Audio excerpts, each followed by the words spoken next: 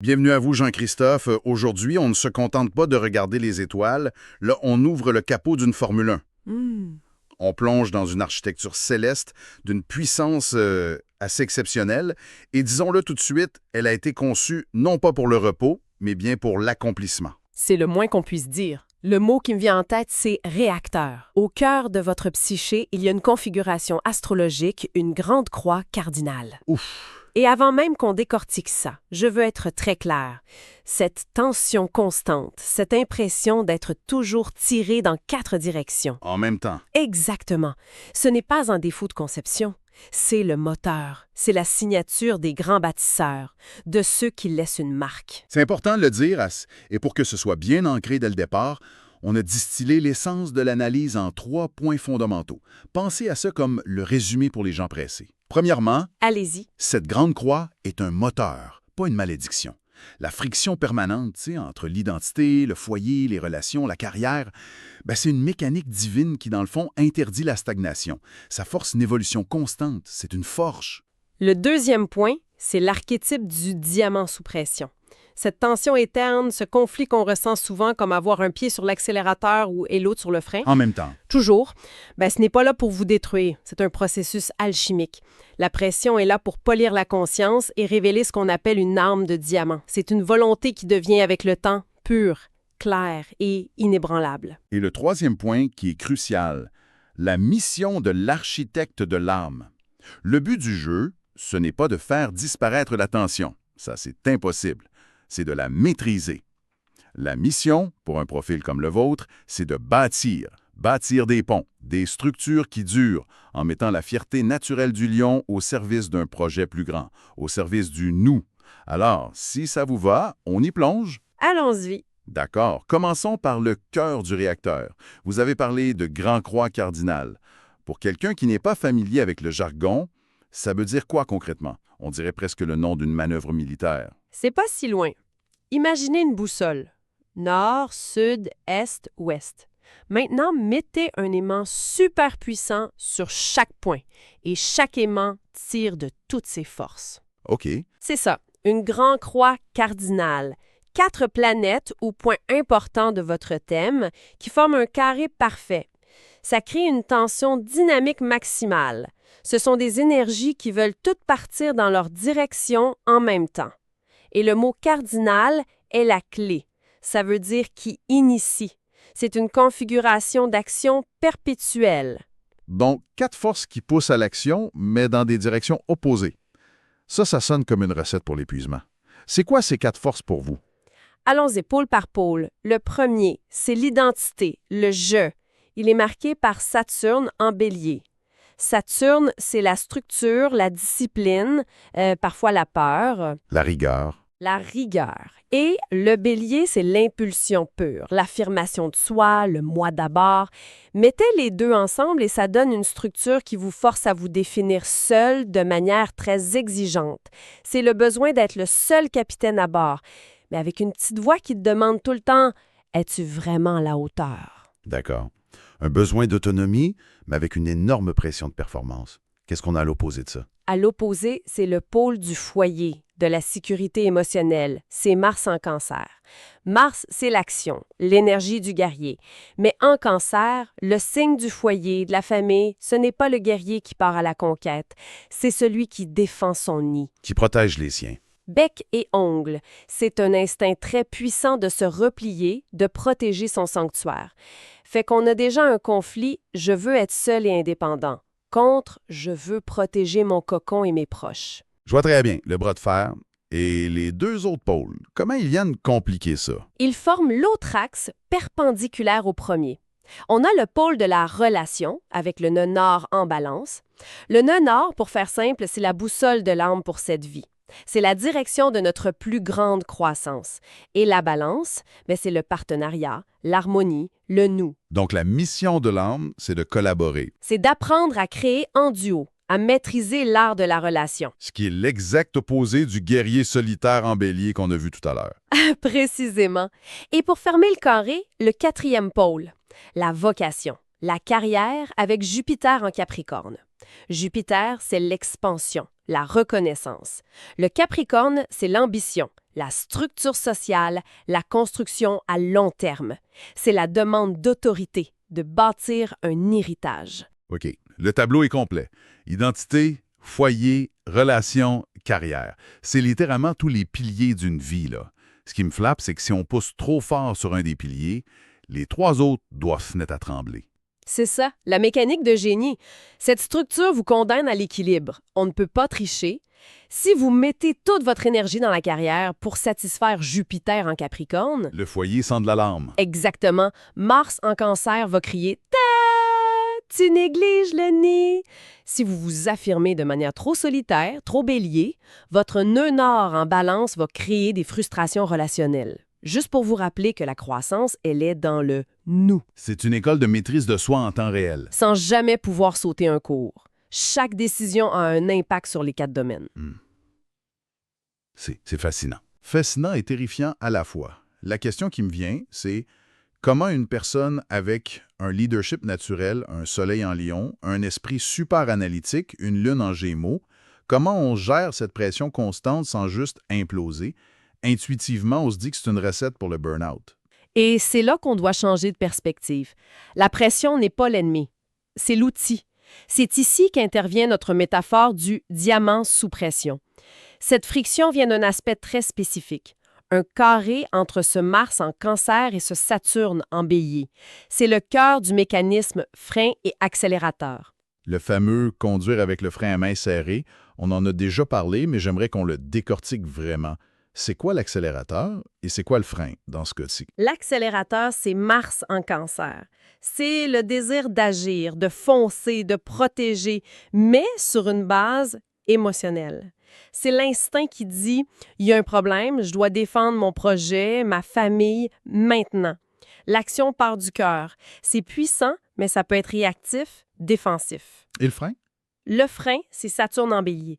C'est la voix de la structure, de la responsabilité. La voix froide, critique, qui dit « Attends une minute, as-tu bien réfléchi? Es-tu certain d'être prêt? As-tu mesuré tous les risques? Ce n'est pas encore parfait. » C'est la discipline de faire, l'autocritique. Peux-tu nous donner un exemple concret, mettons dans un contexte professionnel, de comment ça se joue? Bien sûr.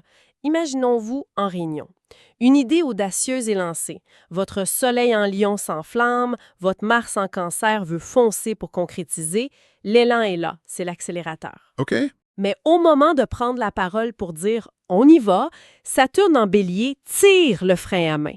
Une voix intérieure commence à lister tous les obstacles, toutes les imperfections du plan, toutes les façons dont ça pourrait échouer. Résultat, de l'extérieur, on peut sembler hésitant. Ou trop critique? Exact, mais de l'intérieur, c'est une frustration monumentale, une vraie guerre civile. Je comprends. On a une force qui veut avancer et une autre qui veut que le chemin soit parfait avant de faire un seul pas. Le défi stratégique, donc, ce n'est pas de couper les freins. Surtout pas. Ce serait l'accident assuré. Ça mènerait à une impulsivité non maîtrisée. Non. Le but, c'est de devenir un pilote de course, d'apprendre à utiliser le frein pour mieux négocier les virages, pour contrôler la puissance de l'accélérateur. Ah, j'aime l'image. La puissance brute de Mars, au lieu d'exploser, devient une force stratégique canalisée. On n'agit plus sur un coup de tête, on agit avec méthode. C'est ça, la marque du maître bâtisseur. On ne construit pas une cabane dans un arbre, on érige une cathédrale. Et ça demande un plan, de la patience, de la précision. Cette tension n'est donc pas un bug, c'est une feature. C'est le système de contrôle qualité intégré. Exactement. C'est le creuset qui force la maturité. C'est ce qui oblige à transformer le plomb des doutes en l'or de la sagesse et de l'action juste. D'accord. Le réacteur est identifié, on comprend sa mécanique. Mais ça nous amène à la question la plus importante. Toute cette puissance, c'est pour construire quoi, au juste? Quelle est la finalité? C'est là qu'on arrive à cette idée de mission de vie, d'architecte de l'âme. C'est le but de toute la machine. Et pour le comprendre, on doit regarder la trajectoire karmique indiquée par les nœuds de la Lune. C'est un axe qui montre d'où l'âme vient, le nœud sud, et où elle doit aller pour évoluer. Le nœud nord. Le nœud nord. Et pour vous, Jean-Christophe, l'histoire est claire. Il faut passer de l'archétype du guerrier solitaire à celui du partenaire sacré. Qu'est-ce que ça signifie en termes simples? Le guerrier solitaire, ça vient de votre nœud sud en bélier, j'imagine. C'est ça. Ça veut dire que dans votre bagage d'âme, l'autonomie, l'indépendance, savoir se débrouiller seul, c'est maîtriser. C'est un talent inné, un réflexe. La zone de confort. C'est la zone de confort. Mais le problème avec les zones de confort, c'est que rien n'y pousse. Le plafond de verre de votre évolution est là. Toute croissance future passe maintenant par le nœud nord en balance, la collaboration, l'art du partenariat, la maîtrise du nous.